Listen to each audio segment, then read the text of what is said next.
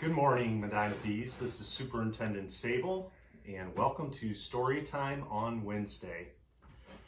Yesterday, I introduced you to my dog, Madison, Maddie. Today, I'm going to introduce you to, and I think you saw him peek in on the video yesterday, but this is Ozzy. Ozzy is Maddie's little brother, not related. Ozzy is also an English lab, and like I said yesterday, English labs are shorter and stockier. You can see how thick this boy is. You can also see that he's a different color. Maddie was almost white. She's a pure yellow lab, where Ozzy is more of a golden lab. And Maddie's parents, in order to make her a white lab, were both white. Now with Ozzy, he had one of his parents was a black lab, and another one of his parents was a white lab, and he became a golden lab. And if you can see on his back, and I don't know if you can see it from the camera, but he actually has some black hair on his back here that he got from his dad. Ozzy's not as much of a worry dog as Maddie. He kind of doesn't care. He just likes to have fun, play, and his favorite thing to do, most of all, is eat. If we brought out food right now, he would go crazy and he'd start drooling all over the place and he'd gobble it down in like 2 seconds flat. So that's Ozzy, another one of my household friends. I want to thank all of our students for participating in story time with me, as well as completing the activities. I want to send an extra welcome out to all of the students who aren't Medina Bees but are joining us. I've heard from students from Brunswick.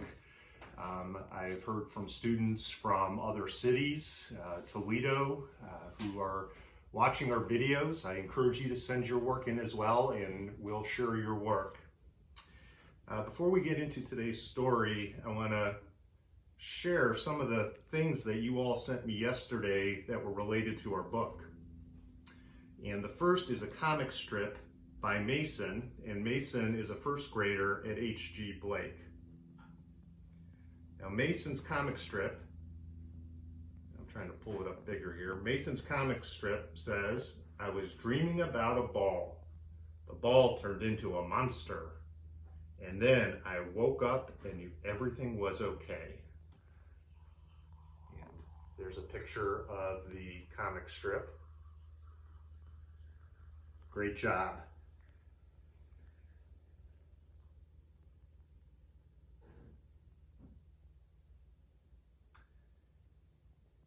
And the next comic strip that I'm sharing is by Emma, and she is a third grader at Northrop.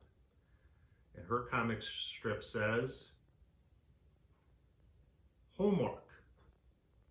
I am stressed. Homework. About what?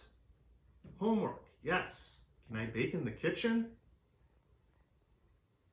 Now I'm not thinking about homework." So in this comic strip, it's going the wrong way.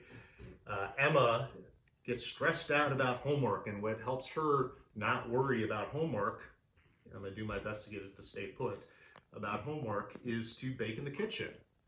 And I can relate to that because two of my kids love to bake. And I know when they get a little worried or stressed, they'll go in and bake. As a matter of fact, we've had a lot of cookies and cakes over the last couple of weeks, which is a benefit to me. And the next comic strip, it said, "Boom! It's raining really hard outside. Sorry, something can I do to help? Oh yes, thanks, come on. Boom, boom." Walking upstairs. Grabbing thing out of any bin. Playing music to distract noises. So this is a Fear of Storms by Ava from Sydney Fenn, and she is a third grader. So she plays music and listens to music to help her deal with things that worry her, such as storms.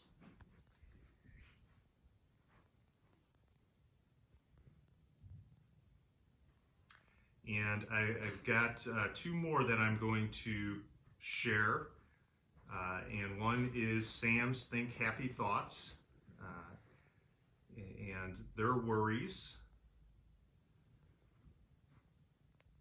They listen to music and read. So listening to music seems to be a common way for people to handle worries.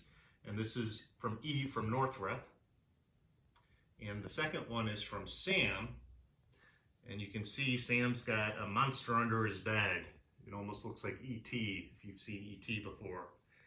And he's thinking about pink, fluffy unicorns dancing on rainbows. So that's how Sam handles his fears. So today we're going to do something a little bit different with our story time. The book I have for you today is called Scavenger Scout, Rock Hound by Shelby Wilde. And this book is published by Scholastic. I do want to acknowledge Scholastic for allowing me to use their books to read to you. They are a publishing organization that is very centered around education and academics, so we appreciate their support while we're all indoors.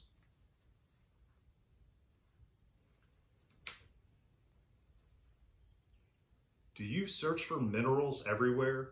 Do you own more rocks than underwear? Do you love rocks no matter what your age? Well, follow Scout. Find the rock on every page.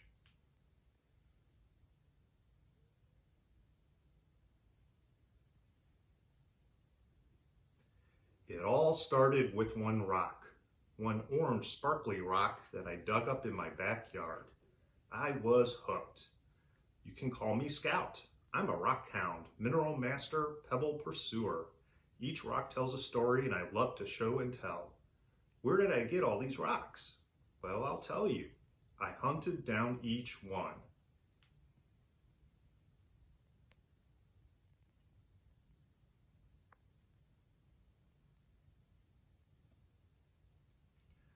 One day, while on a walkabout, I crawled into a dragon's den.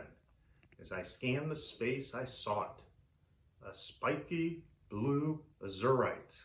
It was the bluest blue I had ever seen.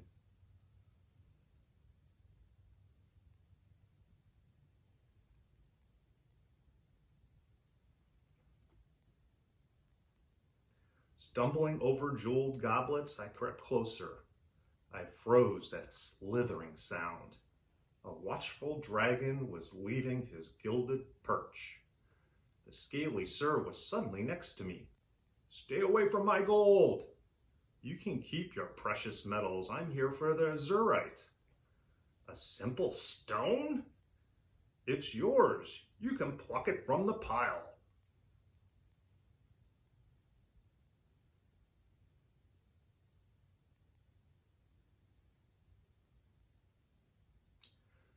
The azurite was the size of my baby brother, and probably just as much trouble. Fearing the dragon would change his mind, I quickly pulled out my crack hammer and hand chisel. I fashioned a pulley with a counterweight and carefully lowered the stone into my pack.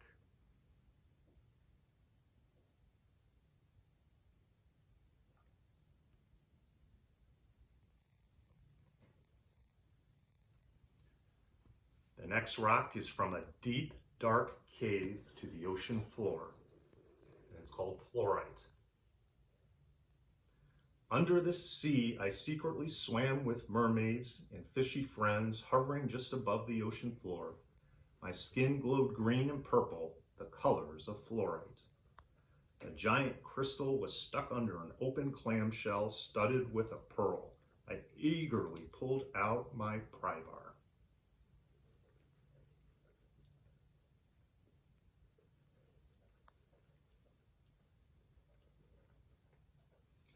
The mermaids cried, "Those pearls belong to the sea. Please don't take them."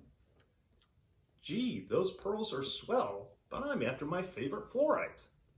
The mermaids weren't convinced that their precious pearls were safe, so I knew what I had to do. A rock swap. I grabbed a piece of coral and I used my pry bar to swap it for the fluorite.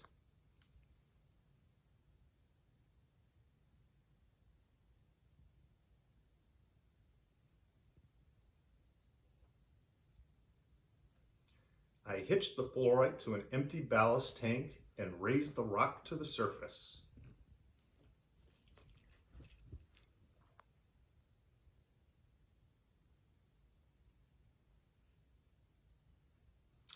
Our next rock is from the secret sea to the farthest reaches of space.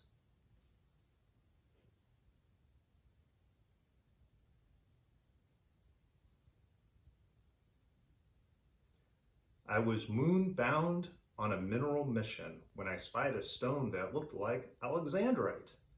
Shining green one minute and flickering red the next, one of many that form Saturn's rings. It floated with its friends. So tempting. So Saturn's rings are made of floating rocks, circling the planet.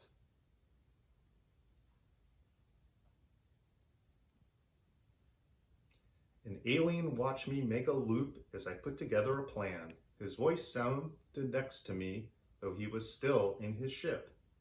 I have read your thoughts and must disagree. Saturn does not belong to you, but to the galaxy. His ship blocked mine. I don't want Saturn, just one rock from her rings. I'm a rock collector too, he sighed. You may take the alexandrite on loan.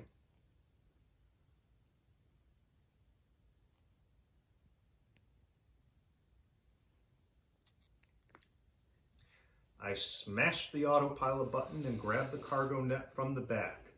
It took 3 tries, but I snagged that stone.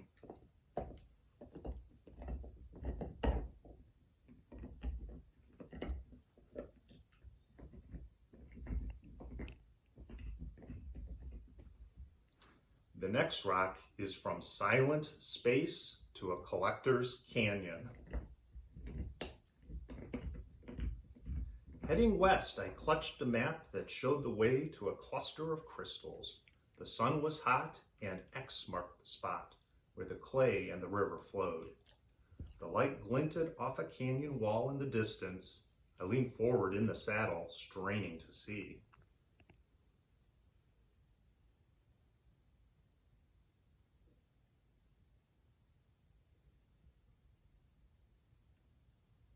What greeted me around the bend was a dazzling sight, a wall of crystal prisms reflecting lots of light. I picked up my pickaxe, but how was I going to get all of the crystals home? Hey you, rock hound, which crystal is your favorite and how would you get it home? So think about your favorite rocks because this is a hint to today's assignment.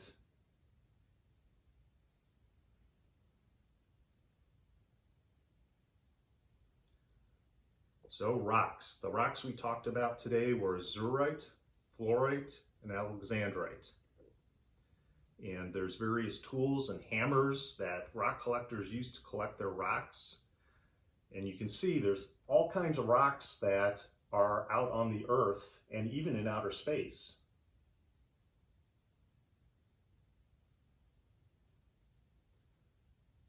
So here's my task for you all today. It's supposed to get up to 50 degrees this morning and then rain this afternoon. Then we're supposed to have rain for the next several days. So I think it's important for everyone to get outside. You need to be rock hunters for me. So put on your best rock hunting gear, go outside around your yard, backyard, front yard, or go to the park. But make sure if you're going to the park, you're going with your mom or dad or big brother or sister. And hunt for rocks. Collect as many rocks as you can find. Beautiful rocks, not so pretty rocks, gray rocks, brown rocks, green rocks, blue rocks, any kind of rock you can find. And here's my challenge for you. Pick the favorite rock that you can find, and I want you to Google that rock. Google types of rocks, and you'll see all the different kinds of rocks with pictures will come up. See if you can find the name of your rock. Once you can find the name of your rock, I want you to send me a picture of that rock with its name. And we'll post those again online in the coming days. I want to thank you for joining me again for a story time. I hope everybody has a great day. We are getting to the end of the week. This is Superintendent Sable. I'm out.